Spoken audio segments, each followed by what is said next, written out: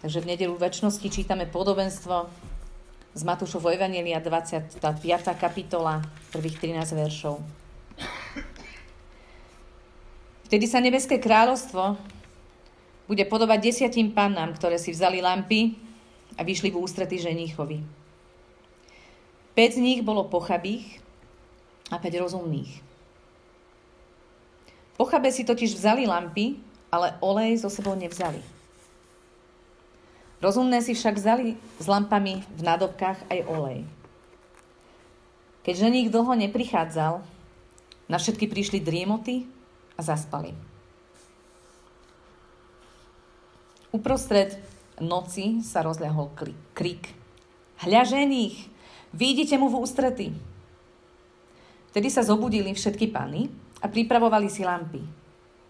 A tu pochabé povedali rozumným, dajte nám zo svojho oleja, lebo naše lampy hasnú. No rozumné odpovedali, nie, aby azda nebolo málo aj nám, aj vám. Choďte radšej k predávačom a kúpte si. No kým išli kupovať olej, prišiel ženích a tie, čo boli pripravené, pošli s ním na svadbu. A dvere sa zavreli.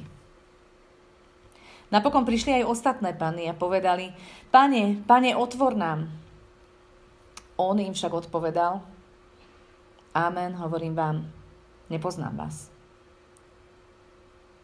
Bdejte teda, lebo neviete dňa ani hodiny.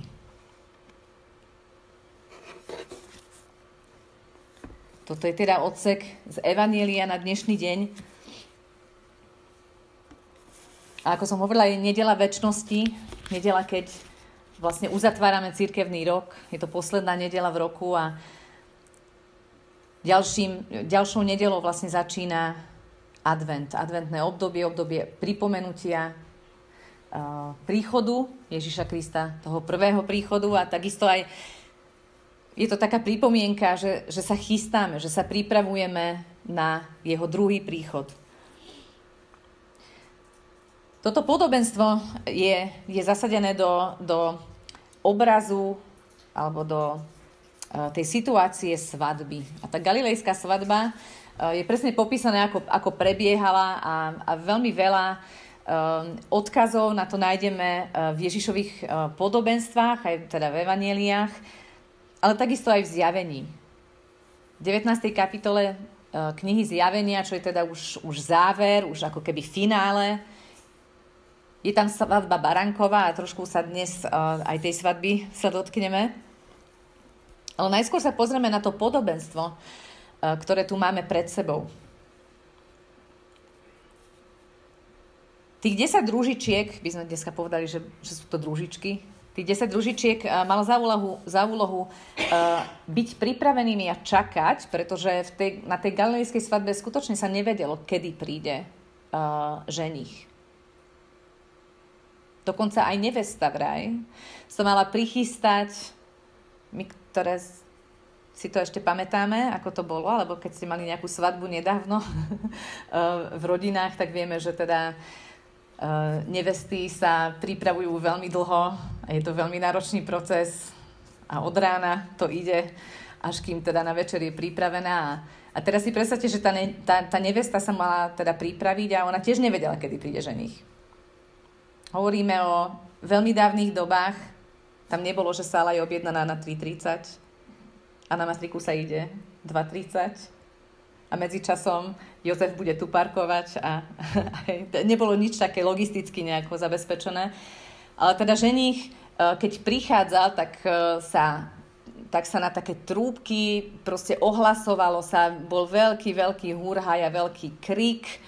A teda podľa toho vedeli, že už teda ženích prichádza. Takže aj nevesta musela byť pripravená, nalíčená, oblečená a teda oddychovala, kým nemal prísť teda ten ženích. Tak ona sa tiež musela tak pripraviť a teda očakávať, už pripravená, aby vedela hneď teda vstúpiť do tej procesie. A takisto aj tie družičky. Tie družičky tiež museli byť pripravené, aby teda mohli sa pridať do tej procesie, ako ten ženích ide pre tú nevestu a teda ako sa odprevádzajú a teda chodia po tej celej dedine a teda sa dopravia až do tej siene, kde sa mala konať tá hostina. A teda družičky mali na starosti jednu vec. Neboli to tie lupienky z rúží, ani rýža, ani neviem, čo všetko sa hádže, ako také dekoratívne dnes na svadbách. Družičky, neviem, držia kvetiny.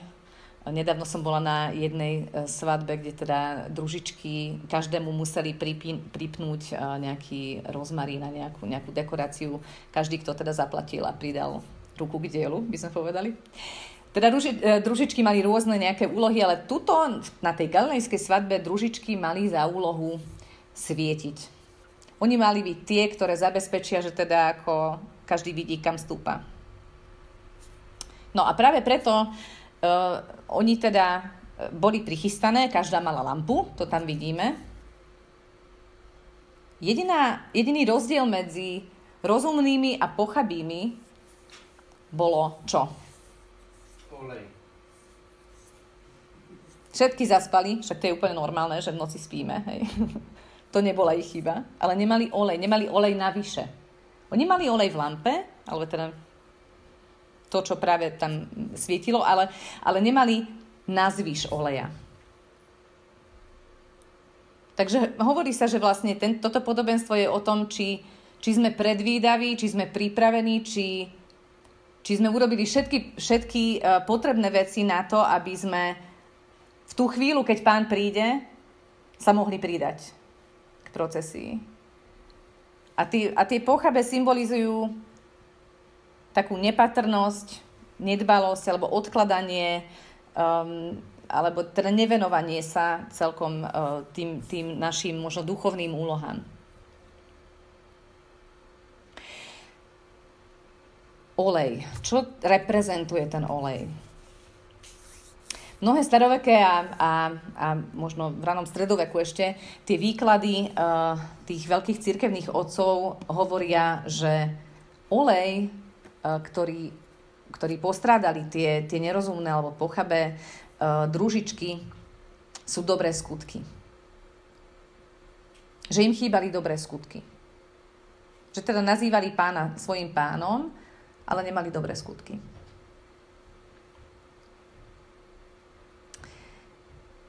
Ak ale včítate pozorne to podobenstvo, tak to nesedí, pretože majú dobré skutky, ale zrazu z ničoho nič, keď Pán príde, zrazu ich nemajú. Je, že ako keby to nejako to škrípe, nejako to krýva. Okrem toho olej, ale teda takto ešte poviem k tomu, že teda zakladá sa to možno na tom spojení toho, že áno, nevesta Baránková v Zjavení, v tej 19. kapitole, čo som spomínala, tá nevesta je oblečená do kmentu, do slávnostného, veľmi drahého kmentu a ten kment sú spravodlivé skutky svätých. Takže nejaká súvislosť tam bude a hneď poukážem na to, že aká.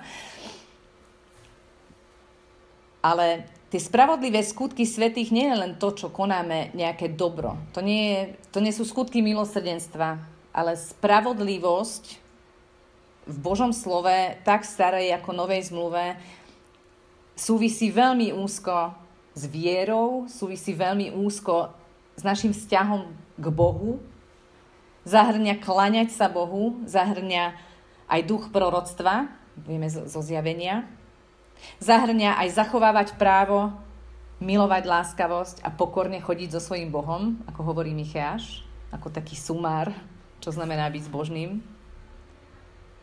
A takisto o Enochovi je napísané, že bol spravodlivý a chodieval s Bohom svojím.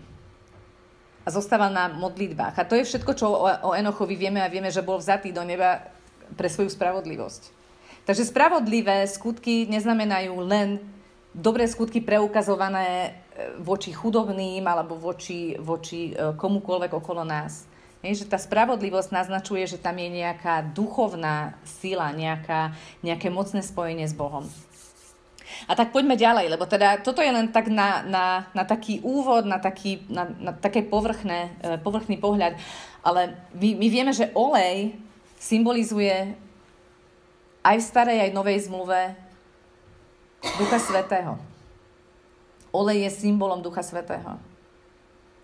Dodnes v katolíckej cirkvi, keď je birmovka, tak pomažú olejom tých adeptov na birmovanie, na znak toho, alebo na symbol toho, že teda príjmu Ducha Svätého.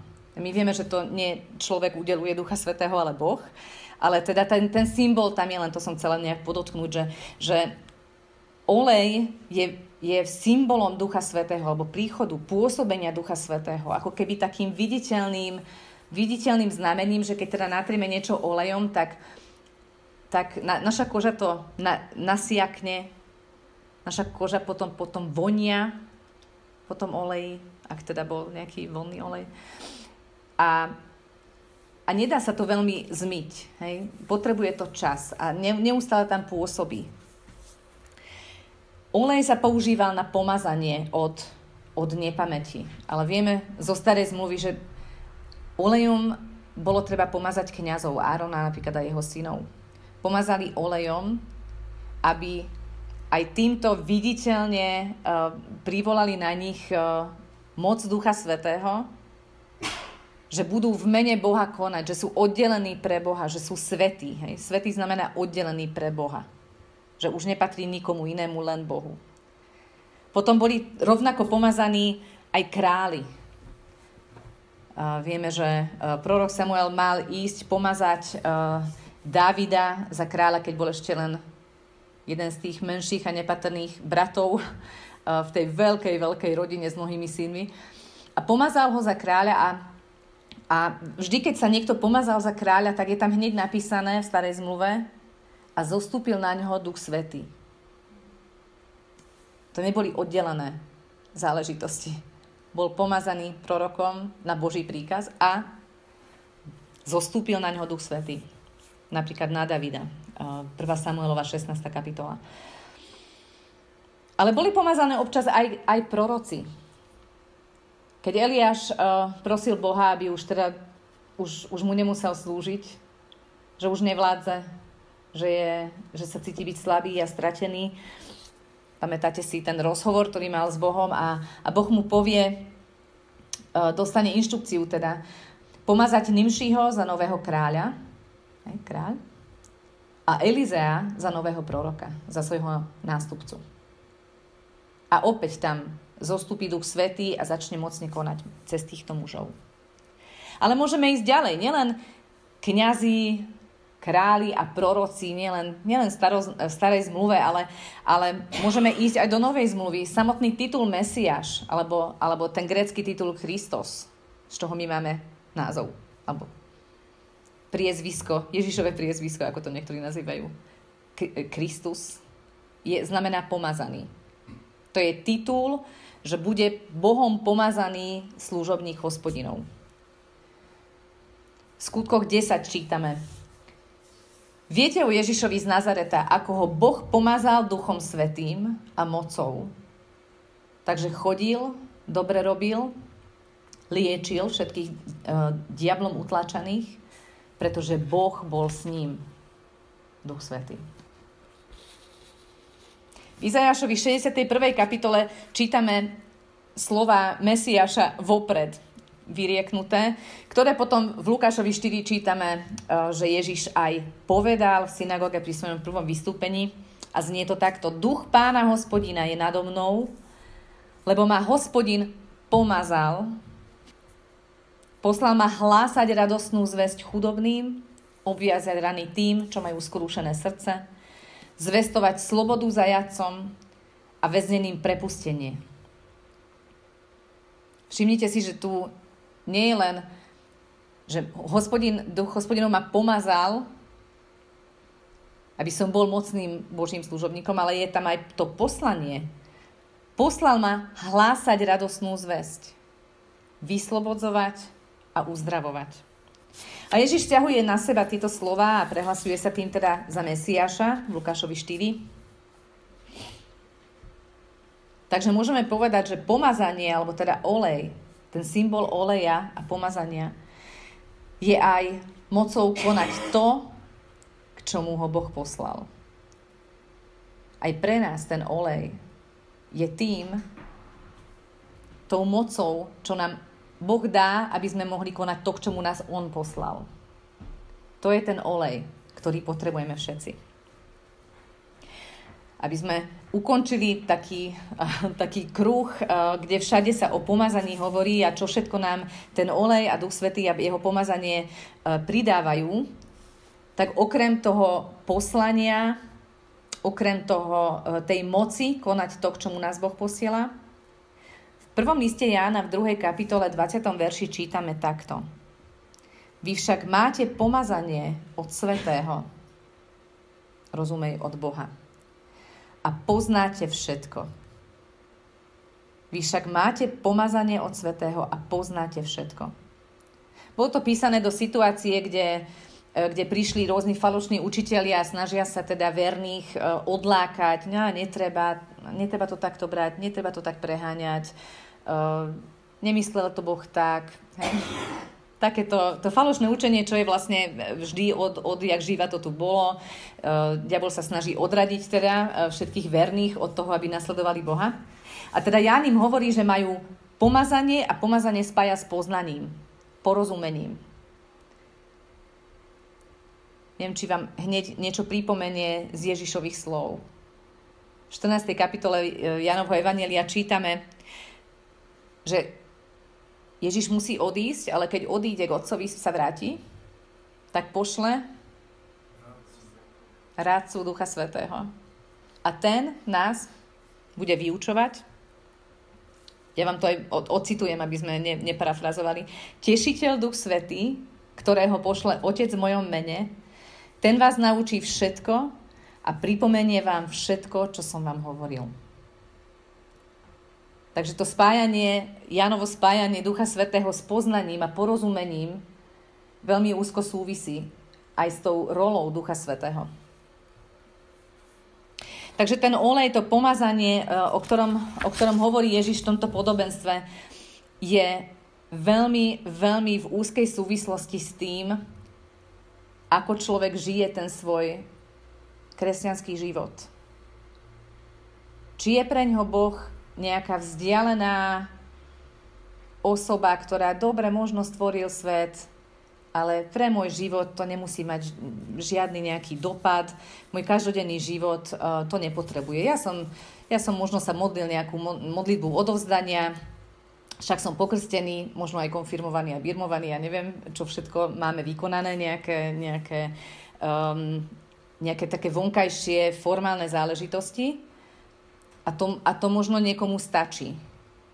A toto podobenstvo práve na toto sa snaží nejak poukazovať, že to nestačí. Že múdre panny mali olej, mali Ducha Svätého, mali ten vzťah, mali živý vzťah s Bohom.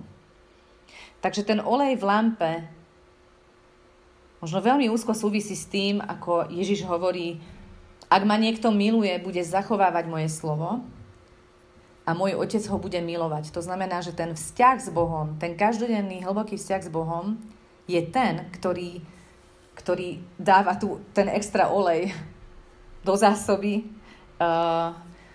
pre tie panny, pre nás, pre družičky. A prídeme k nemu, pokračuje Ježiš, a urobíme si u neho príbytok. Takže ak chceme, aby Boh žil v nás, aby nás premienial, ak túžime potom, aby jeho prítomnosť bola zjavná v nás, aby sme sa viac a viac podobali na neho, to je ten olej, ktorý si berieme do tej nádobky navyše, aby sme boli pripravení na jeho príchod. Tak sa pripravujeme na jeho príchod. Tak sa pripravuje každý jeden, kto je verný a kto hľadá jeho tvár a kto nielen prijal jeho obeť a tamto hasne, ale snaží sa viac a viac na neho podobať. A to je to, čo som tak naznačila na začiatku, že ako to súvisí s našim každodenným životom je, že v Novej zmluve čítame veľa o tom, aké je ovocie ducha. Ako vieme, že duch žije v nás, že teda máme olej, že máme dostatok oleja. Pavol na to používa obraz ovocia. Ovocie ducha. Ovocie ducha nie je niečo, čo my vyrobíme vo svojom živote. Že sa budem urputne snažiť a budem niečo robiť. Ovocie, tak ako jabloň rodí jablko a slivka slivku, tak kresťan by mal rodiť ovocie ducha. Pretože to, čo je vo našom vnútri, to vychádza navonok. Ak teda sa pýtaš, kde teraz ja patrím, či mám olej alebo nemám olej, kde mám mať ten olej?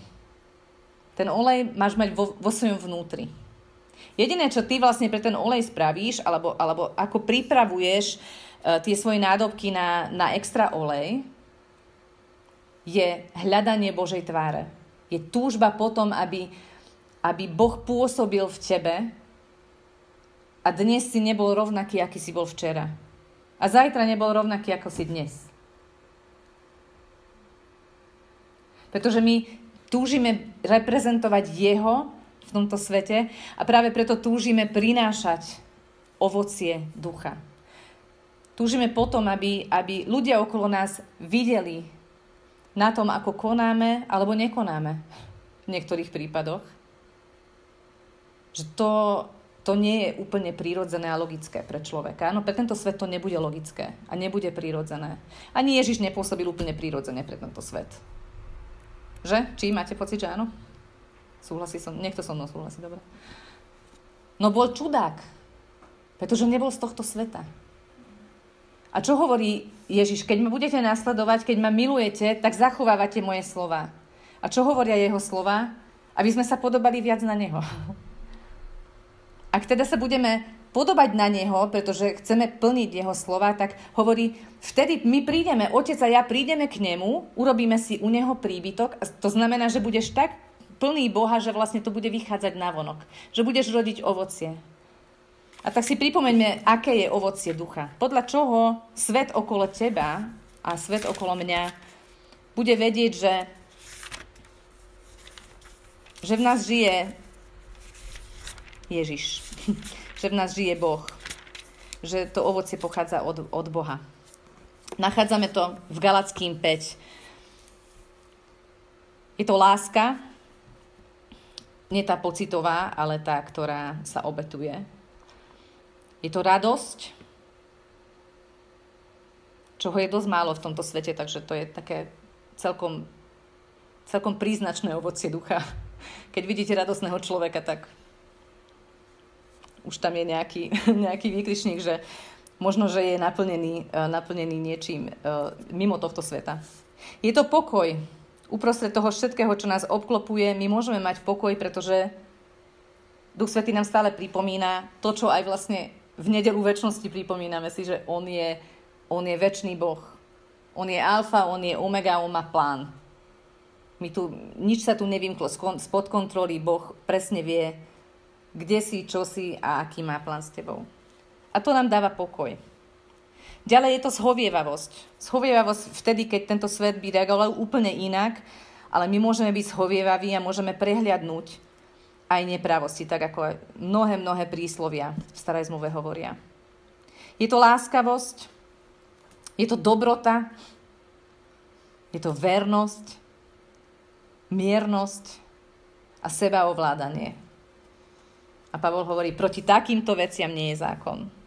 Tí, čo patria Ježišovi Kristovi, už ukrižovali svoje telo, svoje staré ja, svojimi žiadosťami a hriechmi. A už teda Duch Svätý môže plodiť svoje ovocie, pretože všetky tie plané ratolesti, ktoré by prinášali iné ovocie, s ktorými sme sa narodili, tú našu prírodzenosť, ako sme sa narodili, ako nás tento svet možno vychovával do bodu, kým sme odovzdali svoj život Ježišovi, to je preč. A môžeme rodiť ovocie. A ak študujeme ten zoznam, veľakrát vidíme, že tak neúplne všetky ovocia, všetky typy týchto ovocí nejako možno rastie na tom našom strome. Budem sa viac snažiť? To nie je moje ovocie.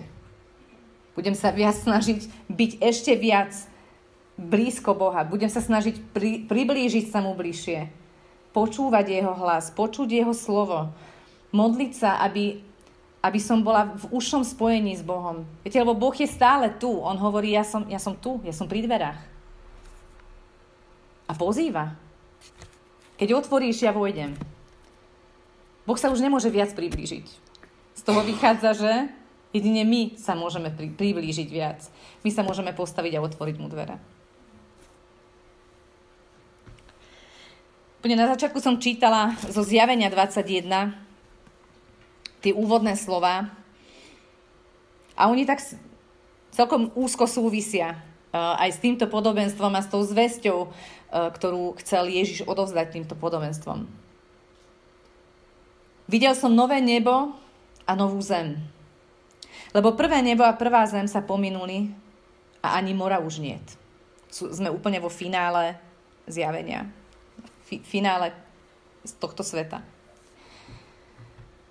A Ján pokračuje. Videl som, ako z neba od Boha zostupuje sväté mesto, Nový Jeruzalém. Pripravené ako nevesta, ozdobená pre svojho ženícha. A od trónu som počul mohutný hlas. Pozri, Boží stánok medzi ľuďmi. Boh bude s nimi prebývať a oni budú jeho ľudom. On sám, ich Boh, bude s nimi. Zotrie im z očí každú slzu a smrť už viac nebude. Ani smútok, ani nárek, ani bolesť už nebude. Lebo čo bolo skôr, sa pominulo. A ten, čo sedel na tróne, baránok, povedal, hľa, všetko tvorím nové. A dodal, napíš, že tieto slová sú verné a pravdivé. A už sa vyplnili. Ja som alfa i omega, počiatok i koniec. Smednému dám zadarmo z prameňa vody života a kto zvíťazí, zdedí toto všetko. Ja mu budem Bohom a on mi bude synom. Logicky sa teda pýtame, kto teda zvíťazí? Kto? Ako sa stanem víťazom? Ako sa stanem dedičom, synom a obyvateľom toho nového Jeruzalema? Toho mesta, kde bude Boh a jeho ľud absolútne spätý. Alebo rečou Ježišovo podobenstva. Ako si mám nahromadiť olej do rezervy? Z toho všetkého nám vyplýva, že treba uveriť v Krista. Treba ho pozvať do svojho života, príď, odpusť mi všetko zlé v mojom živote a veď ma. Je to tak jednoduché. Otvoriť mu dvere. Príď, odpusť mi a veď ma. To znamená narodiť sa znovu. To je ten nový život. Tam to začína. A potom z toho všetkého, čo sme dnes čítali z Božieho slova, tak vyplýva nám z toho, že potom máme chodiť s Bohom. Mať spoločenstvo s ním.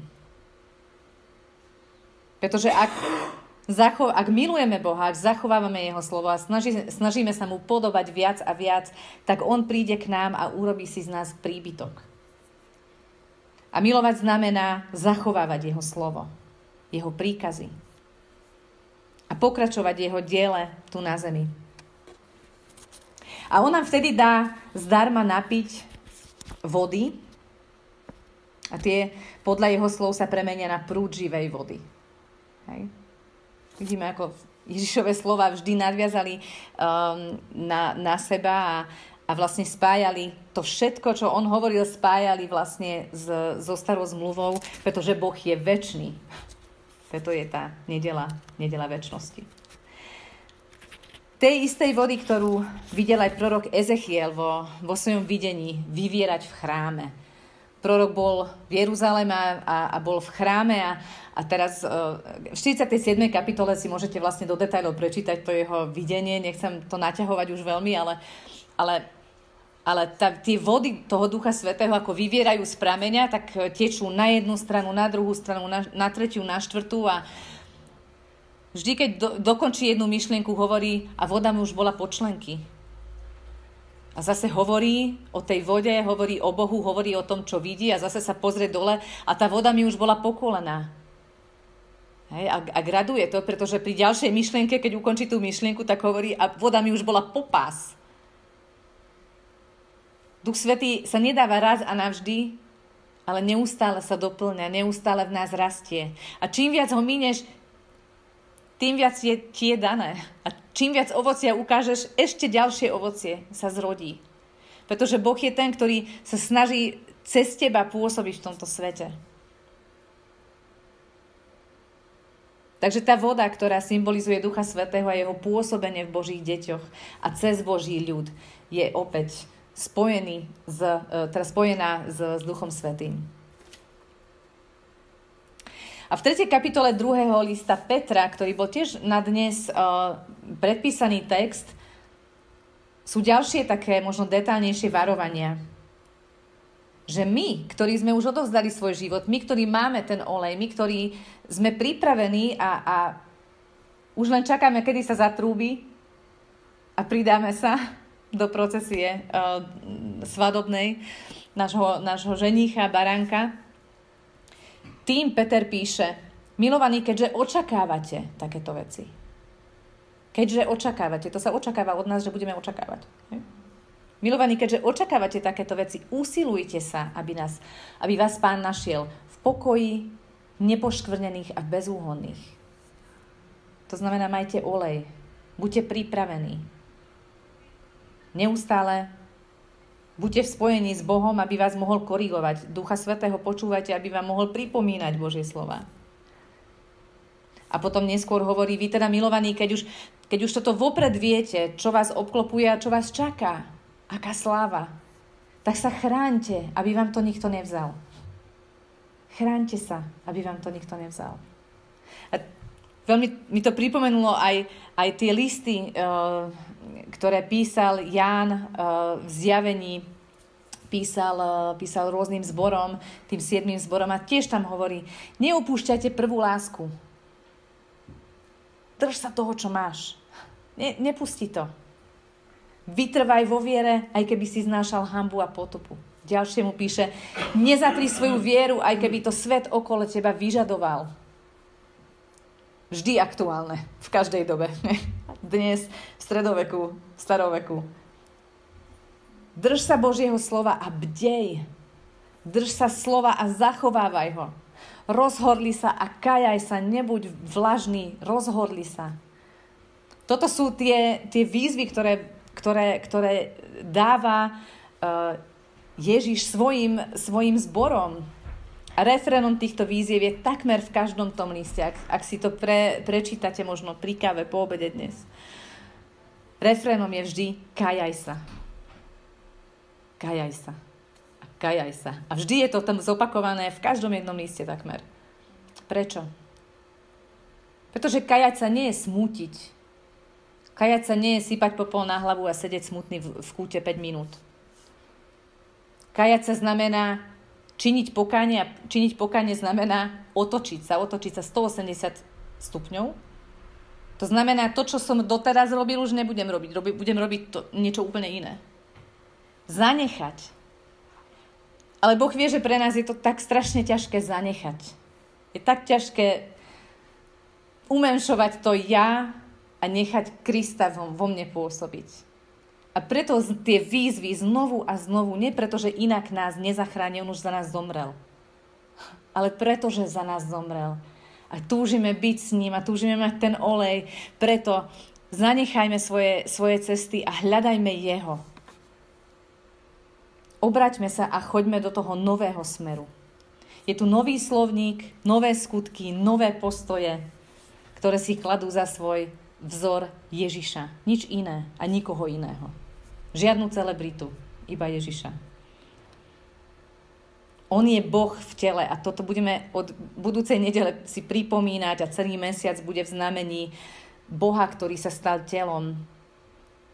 Ale to nie je iba o Vianociach. Je to o tvojom každodennom živote. Ako píše Ján vo svojom evanjeliu, Boha nikto nikdy nevidel, ale jednorodený Syn Boží, teda Ježiš Kristus, ten ho známym učinil. A Ježiš povedal, kto vidí mňa, vidí toho, ktorý ma poslal.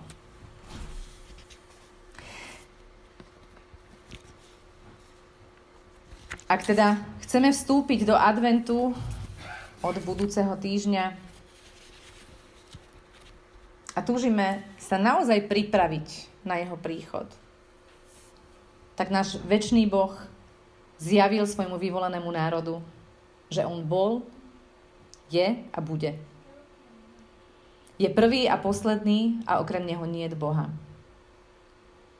Cez proroka Izajaša volal Izrael k sebe, hovoriac, poďte všetci ku mne, všetci smední k vode, aj vy, čo ste bez peňazí, poďte a kupujte, zdarma vám to dávam. A tieto slová, ktoré vyriekol Hospodin Boh v starej zmluve, že ja som počiatok a koniec a ja vám dám vodu zdarma, hovorí Ježiš v zjavení. A tým znovu nám potvrdzuje, že on nie je samostatná osoba, on nie je samostatná bytosť, ale on je Boh, vtelený Boh. A tento večný Boh sa zjavil v tele a ústami Ježiša opakuje rovnakú zvesť. Ja som alfa i omega, počiatok i koniec. Smednému dám zadarmo z prameňa vody života. A kto zvíťazí, zdedí toto všetko. Bdej teda, hľadaj Boha, napísať z jeho prameňa vody života a doplňaj si olej Ducha Svätého do svojej lampy, aby si bol pripravený, aby si bola pripravená na jeho príchod v každom čase. Ježiš príde čoskoro. Si pripravený? To je otázka na dnešný deň pre každého jedného z nás. A teraz vás pozývam, povstaňme a reagujme v modlitbách na Božie slovo, na jeho výzvu, na jeho radostné pozvanie, poď bližšie ku mne. Tak mu odpovedz v modlitbe a ja tie hlasité modlitby potom ukončím.